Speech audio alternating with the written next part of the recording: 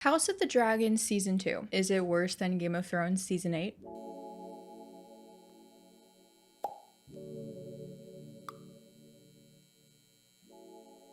Hello everybody, welcome back to another YouTube video. Today we are going to be reviewing House of the Dragon Season 2, which was surprisingly a very divisive season of television. But before we get into House of the Dragon, I feel like I really need to give you guys a little backstory about myself and my own relationship with the Game of Thrones universe. So I first watched Game of Thrones in 2018, just in time to experience Season 8 as it was coming out with the rest of the world. And this was before I was really on social media, at least as a content creator. I still had Twitter and everything, but I wasn't posting like I post now. Back then, and even today, I am vastly aware of the two different sides of the Game of Thrones fandom. There's the side that's primarily book readers, and they get upset whenever the show changes something that's in the books. And then there are those who are like me, who do not read the books and just watch the shows as they are, and are not too aware of what goes on in the books. And obviously, this is no shade to book readers. I'm a big book reader in a bunch of other fandoms like Percy Jackson,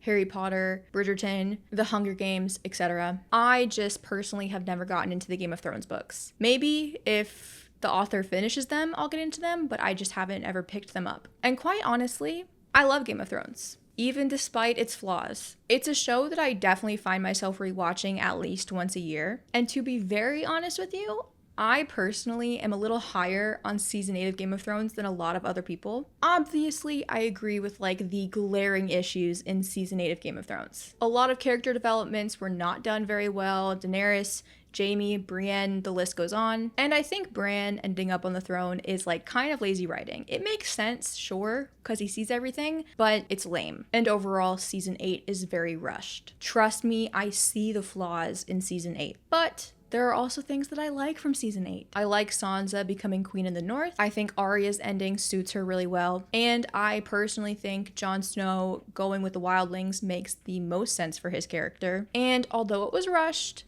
and I do not like the fact that she died, I do think Daenerys going mad was a little inevitable based on previous seasons of the show. Now, I rarely share my Game of Thrones takes on the internet because it's a low-key, blasphemy to say you like anything about Season 8 of Game of Thrones. And look, if you viscerally hate Season 8 of Game of Thrones, more power to you. I do not blame you, and I am not here to change your mind. So you can delete the paragraph you already started typing in the comment section, but overall, they did rush Season 8. And I do think that it could have been infinitely better. But I'm not here to talk to you about Game of Thrones. We're here to talk about House of the Dragon Season 2. And the reason I bring this up is because I've been seeing people on Twitter comparing House of the Dragon Season 2 to Game of Thrones Season 8, using that to say how bad Season 2 was. And I personally think that that's a wild comparison. Even though there are some things I like in Season 8 of Game of Thrones, House of the Dragon Season 2 is nowhere near as bad as Season 8. So let's go ahead and dive into House of the Dragon with some of my overall thoughts of the season. Generally, I think House of the Dragon Season 2 was incredibly underwhelming, and I think that is the general consensus. Now, I want to be clear, I'm not somebody who's going to be I need action in every single episode or else I'm bored and this show sucks. I'm actually someone who very much likes to see conversations in the shows that I watch, especially if those conversations are written very well and acted very well and help build tension among characters. But when your show is advertised in every single trailer as this battle-filled, action-packed season of a show, and 2 of your 3 battles take place off screen, you're promising something that you're not going to deliver on. And that earns you the title of being underwhelming. Season 1 ended with Luke being killed by Aemond, and Rhaenyra essentially being okay, this means war. And Season 2 ended in the exact same place. We went nowhere. Now, does this mean the entire season was a waste of time? I think the best way to figure this out is to go through each episode and talk about the pros and cons of those episodes. So starting with episode 1, entitled A Son for a Son, here are the pros. Episode 1 starts out in Winterfell. We're introduced to Cregan Stark, and it feels like we're finally expanding House of the Dragon outside of just Dragonstone, Driftmark, and King's Landing, which is something that we're going to talk about more as we get further on into the episodes. Episode 1 is very emotional. Lucerys basically just died, and the grief is definitely felt. It's a very, very emotional episode. Like, Rhaenyra only speaks once in the entire episode. The whole Blood and Cheese plotline creates insane tension at the end of the episode with Jaehaerys' murder. Rest in peace. As for the cons, there's not too many cons for episode 1. I think episode 1 was a really, really strong start to this season. If I have to come up with a con, I think the only one that I can think of is having to see Alicent and Criston Cole together on my screen. So the gist of episode 1, a lot more pros than cons. I thought that it was a very, very strong start to season 2. Moving on to episode 2, Rhaenyra the Cruel. The pros of this episode. The funeral scene for Jaehaerys was very tense. I was on the edge of my seat the entire time, praying that Jaehaerys' head would not fall off of his body. Tom Glencarney, who plays Aegon, gives an incredibly convincing performance in this episode. I would not be shocked if he is nominated for an Emmy of sorts. Rhys Ifans, who plays Otto Hightower, also gives a phenomenal performance. The two of them have a really great scene together in this episode, and it's definitely a top 3 moment from this episode. Episode 2 also has the Eric versus Eric fight. So Eric with an E and Eric with an A, which is arguably a top 5 moment of this entire season. Very tense scene. You're on the edge of your seat the whole time, and it's also very emotional. As for the cons, I also don't feel like episode 2 had that many cons. In hindsight, I think the worst part of episode 2 is that Daemon leaves for Harrenhal, which ends up being one of the worst storylines in this entire season. This is also, unfortunately, the last we see of Otto Hightower until the very, very, very end of the season, which makes sense. I mean, he got fired. What else are you supposed to do about that? I just think that Otto Hightower is such a good and dynamic character to have in this show, and I think that he was sorely missed. I think his absence was definitely felt.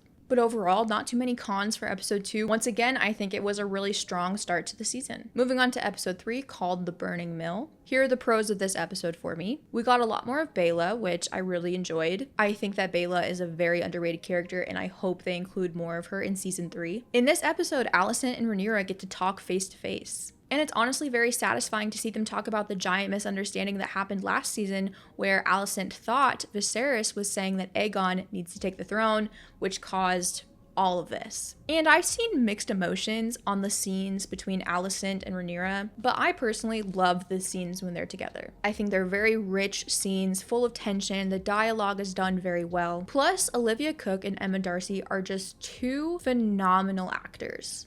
When they're in a scene together, it just kind of feels like magic. I don't care if it's accurate to the books or not. Now, the cons of episode 3. This episode is called The Burning Mill, but the Battle of Burning Mill literally happens off screen, which is an interesting choice, for sure. I don't know if they chose that for budget reasons, they couldn't actually afford all the extras, or if the battle wasn't on screen for the sake of screen time. I just think overall, having that battle off screen was a stupid choice. Either keep the battle on screen or don't name your episode after the battle. Another con, Daemon is now at Harrenhal, which is genuinely going to be a con in every single episode going forwards. We did, however, get to see Millie Alcock back as young Rhaenyra, which was cool, but it's still a con, unfortunately. Moving on to episode 4, called The Red Dragon and the Gold. Pros of this episode, there's actually an on-screen battle. Everybody cheered. This episode includes the Battle of Rook's Rest, and honestly, that's kind of the only good part of this episode in a way. We get to see dragons fight, and it's visually stunning. The battle also definitely helps progress the plot when it comes to Aemond, Aegon, and Rhaenys. Now, the cons of episode 4. We're now starting to get into the point of season 2 where the episodes are going to have more cons than they do pros. First con, Daemon at Harrenhal.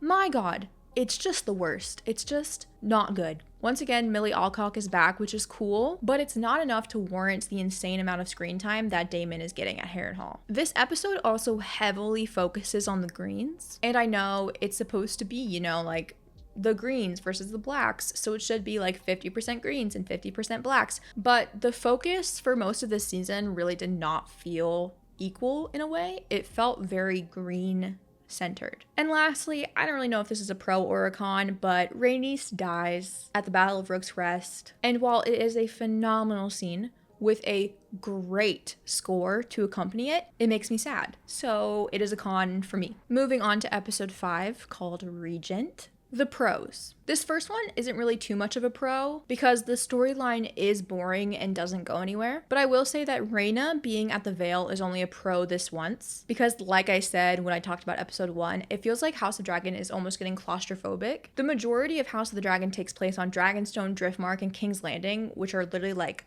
a short dragon ride away from each other. I feel like one of the things that Game of Thrones did really well was spreading its stories out and using the entire map of Westeros and Essos. And I did enjoy seeing House of the Dragon branch out into new places. Like, I would have loved if we could have figured out a way to cut back to Cregan Stark like once or twice maybe throughout season 2. Because although we do branch out to places like the Vale and Harrenhal, those storylines become stale very, very fast. So while it is cool to see them branch out, I'm giving it a pro just this once. But the storylines where we branch out further into the map become boring. So like, they kind of need to figure that out, I think. In this episode, we also see Jacaerys go to the twins, which again is cool to see and helps expand the world. Another pro of this episode is the final scene with Jacaerys and Rhaenyra. I think that scene was really great in an otherwise very dull and boring episode. And I just think that those two are so good whenever they're in a scene together. It's almost like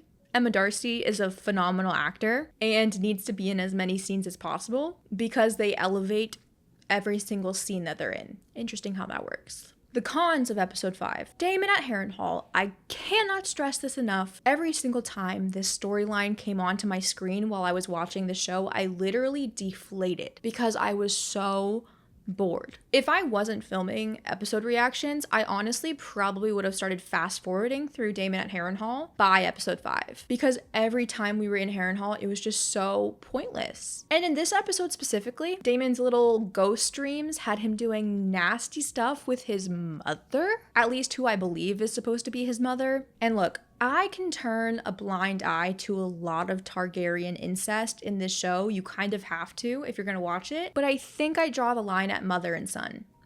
I think that's where I draw the line.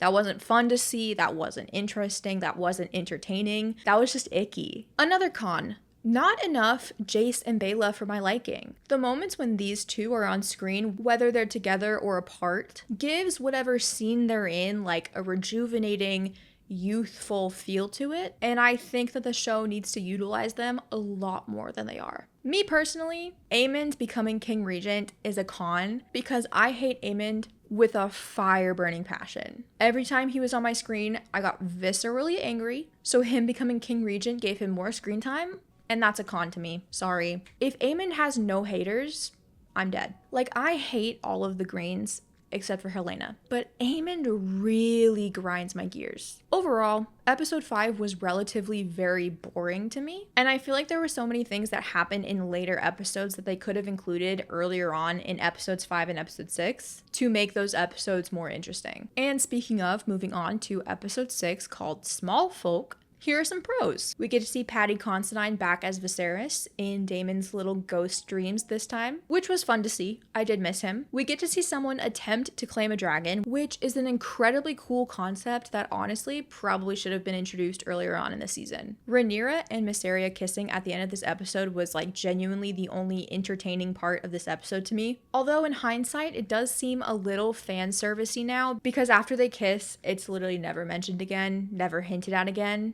which I think is a little weird. Moving on to the cons of episode 6. Like I said earlier, while it's cool to see a lot of characters that we lost in season 1 through Daemon's little ghost dreams at Harrenhal, it feels like it serves absolutely no purpose, and it takes up far too much screen time for how pointless it feels. At this point, Rhaena at the Vale feels like the writers had no idea what to do with Rhaena's character, and apparently they combine her character with a character named Needles, who's just like fully cut from the show, but once again, I'm not a book reader, so I don't know too much about that. Another con is something that they've done in earlier episodes before episode 6, but by now, there have been multiple mentions of the character Daeron, who is Alicent's youngest child that we have never first scene. And obviously the reason they keep mentioning Daeron is because he's going to be introduced in season 3, which is kind of funny because that's basically what all of season 2 feels like. It just feels like preparation for season 3. And I understand why they don't actually show us Daeron, because they want him to like stay the same age that he's gonna be when they introduce us to him in season 3. And if you actually cast an actor now, like he'll age over the course of filming, so I get it, I do. But they just mention him so many times that it started to get annoying. Like, stop talking about this elusive character if you're not going to introduce me to him. And finally, someone claims a dragon at the end of this episode,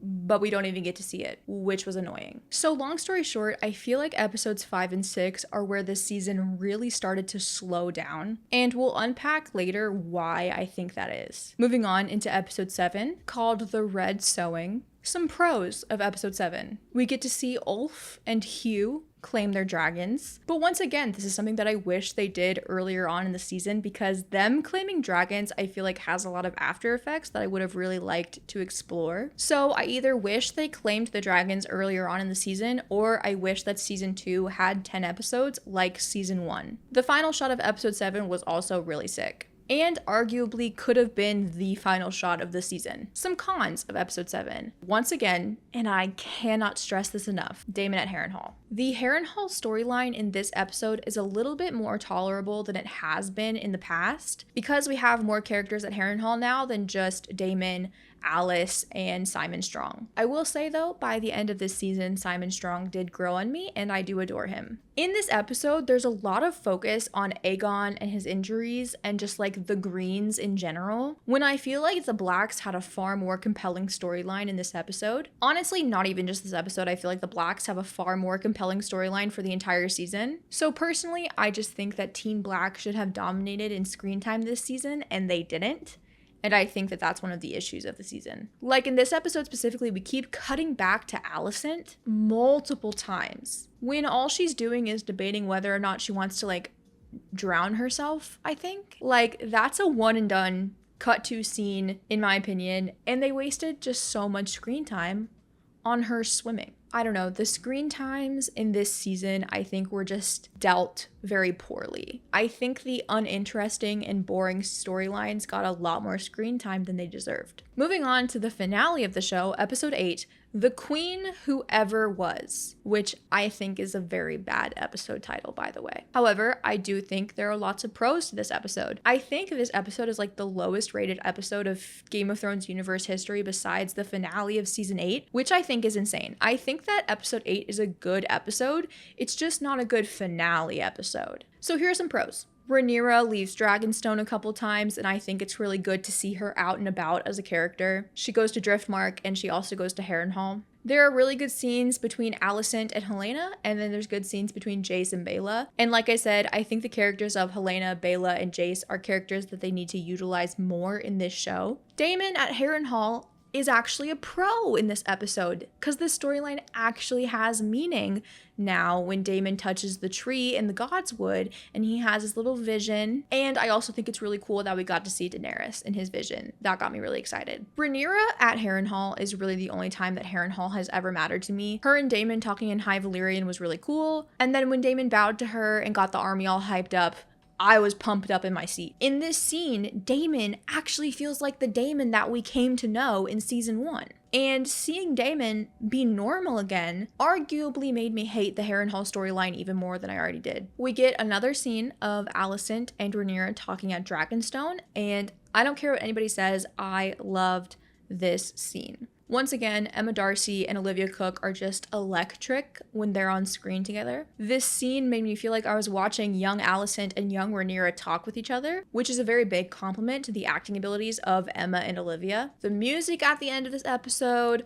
all of the armies and all of the ships getting ready to go to war, was really well done, and it got me really pumped up. Now, as for the cons of this episode. The episode starts out with Tywin Lannister in Myr, I think is where he is. And although inherently currently, I actually don't think that this storyline is that bad. Why are we doing it in our finale? Send Thailand to Mir in like episodes 5 and 6 when we're bored. Not in the finale when there's so many other things that you could be showing your audience. Like, that was just crazy placement to me. Really, really poor decision. I don't know why they thought that doing that in their finale was a good idea. Once again, if this season was 10 episodes instead of 8, doing it in episode 8 wouldn't be that bad of an idea. But considering the fact that this season is only 8 episodes, horrible idea. I don't know who made that call.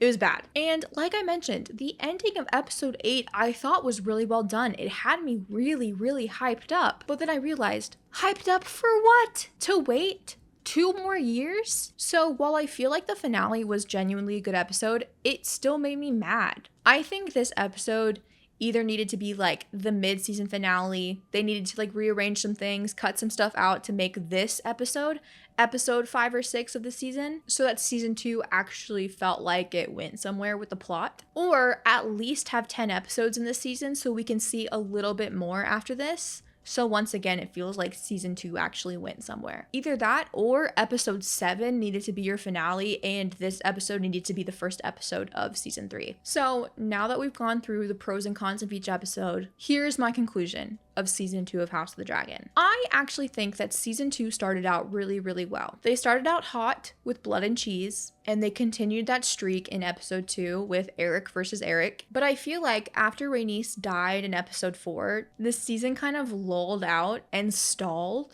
in a way. I think they did this because they realized they didn't want to kill too many of their main characters this early on into the show. So like the one death was enough for this season, but to do that so early on can make the following episodes feel very lackluster, which I think is exactly what happened. Like I said, I think episodes 5 and 6 is where this season really suffered. I think the pacing of the interesting plot lines was done poorly, and way too much screen time was given to the plot lines that were boring. And I understand that Daemon Targaryen is a main character of the show. And I know Matt Smith is literally like the first name that comes up in the credits at the beginning of each episode. So he's probably like the highest paid actor in the show. I get that. But just because he's one of the biggest actors does not mean that his storyline needed as much screen time as it got. Looking back at the season, bringing back Millie Alcock, Patty Considine, and Nana Blondell, who plays Laena Velaryon, Daemon's wife, Aela's mom, kind of seems like they were grasping at straws because the writers knew that Daemon's storyline was going to be boring and they needed something interesting to justify how much screen time he was going to get. But even the cameos didn't justify how insanely boring Harrenhal was. I also feel like the way that the audience was introduced to Hugh, Ulf, and Adam, who all claimed dragons by episode 7, was a very long and drawn out process to introduce us to these characters. As someone who has not read the books, and as somebody who had no information on who these characters were, I had no idea who was going to claim a dragon. So for 6 out of 8 episodes, every single time we cut to Hugh or Ulf, I was like confused and irritated at why they kept giving so much screen time to these random characters. In my reaction video, you can literally see me constantly being like, who are these people? Why do I care about them? Why are they on my screen right now? Am I supposed to know these people? Am I supposed to know who these people are? I'm really sorry. Who are these people, dude? I swear to God, I've never seen those characters in my life. So that's why I kept saying I wish the writers had made it so that they claimed the dragons a little earlier on in the season. Like almost immediately after Rhaenys' death, I think they should have claimed dragons. So that your non-book reading audience wouldn't spend more than half of the season being like, what is the point of these random people? So overall, I do agree with the notion that season 2 went nowhere and was essentially a waste of time. I enjoyed getting to know a lot of the characters more, especially characters like Baela and Jace and Helena, but the writers could have easily helped us get to know these characters and also progress the plot. I don't think season 2 of House of the Dragon is as bad or worse than Game of Thrones season 8. I am, however, very excited for season 3. because like I said, that finale did get me very excited for what's to come. But I think that the writers really need to be on their A game for season 3, or else nobody is going to care about season 4. And I think Game of Thrones is such a fascinating and expansive universe. You really don't want the fandom to die out a second time, because that's going to be much harder to bounce back from. Let me know what you guys thought of House of the Dragon season 2 in the comments down below. I'm very curious to see if you guys feel similar to how I feel. Maybe you loved the Harrenhal storyline. Maybe that was your favorite part of the season.